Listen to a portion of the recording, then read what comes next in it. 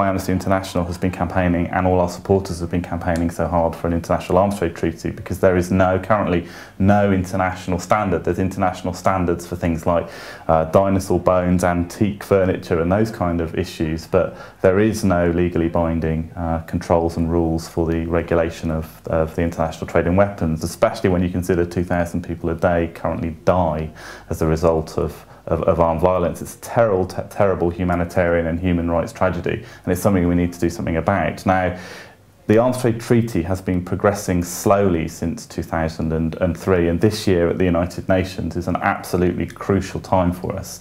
There's going to be a resolution tabled this October, and that resolution will start the negotiation process for the treaty, and it's absolutely vital that that resolution says the right things. Otherwise, the danger is we'll end up with a weak treaty, and Amnesty and our supporters don't want a weak treaty. We want a strong treaty, a treaty with human rights at its centre.